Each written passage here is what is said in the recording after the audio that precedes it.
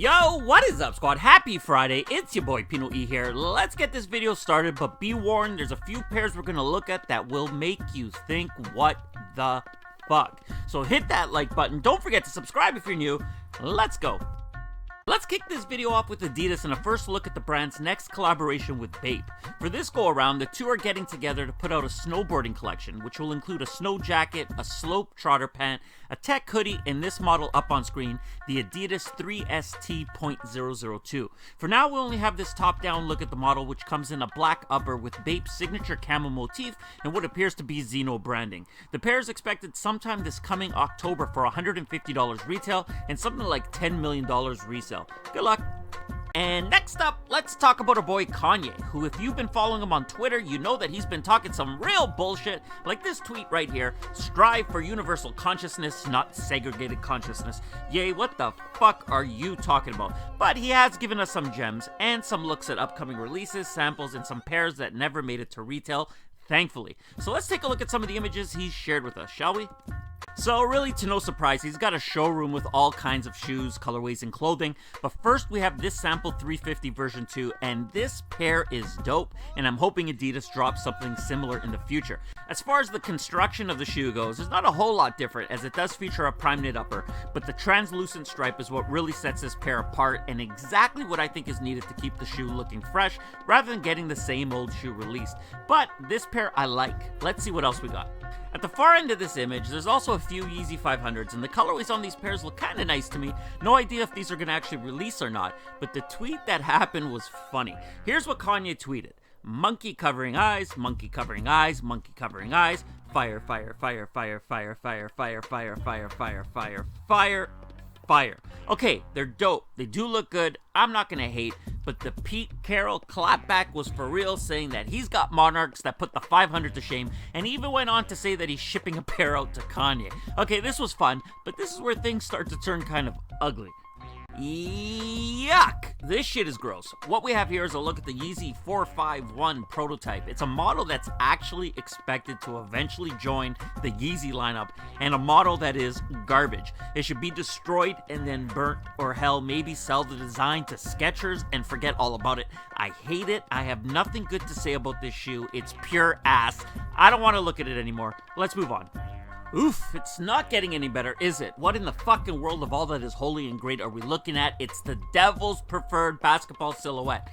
Okay, I'll chill. This is a prototype of the Yeezy Basketball model, but there's lots going on here. So what we have is the outsole of the 350. There's really not much of a change there, and an upper that has a rib-like texture. The toe cap looks like it comes from the 700, and the heel looks heavily influenced from Westbrook's signature model. So I'll hold back my opinion on this one. It does have potential depending on what the final product looks like compared to this prototype. Anyway, stay tuned for more on this one, and let me know in the comments below how you're feeling about these models that Ye shared.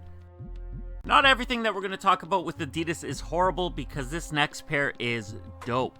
Japanese retailer Atmos is opening a new floor at their Shibuya location exclusive to Adidas. In celebration of this opening, they have teamed up with the Three Stripes to release a limited edition exclusive EQT support ADV, and I love it.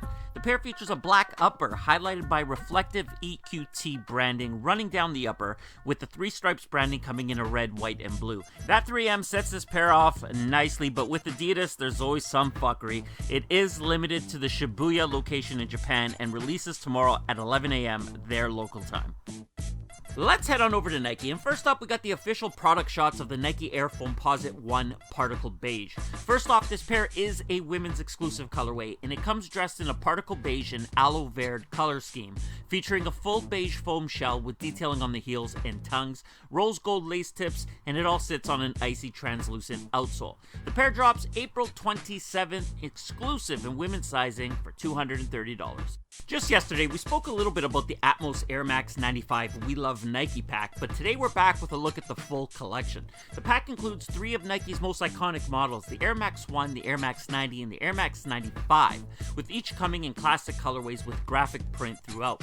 According to designer Hirofumi Kojima, the prints were inspired by a sneakerhead's room and images that he took of his personal shoe boxes and Nike's archive of the company's original work by Atmos. Pretty dope collection. I'm not excited for these release, so it's a pass for me. If you're looking forward to them though, stay tuned. An exact date hasn't been confirmed just yet, but they are expected to release sometime in May. Just a quick update on this next one for any of you out there who are fans of the Nike LeBron Soldier 12 SFG. The next Soldier to drop comes in a camo pattern upper in a black Hazel Rush colorway, and the pair is scheduled to drop on April 26th for $130 retail. And last up for Nike, we got the Nike Air Max 98, and this one's kind of wild. The pair goes by the name AOP, and it comes in a black and white fractal print throughout the upper, with a red and yellow Nike swoosh adding a little bit of color to the mix. Completing this pair off, the shoe is treated with a white mid and a black outsole along with 3M reflective trim. There's no date for this pair just yet, but it is expected sometime between now and summer, so stay tuned.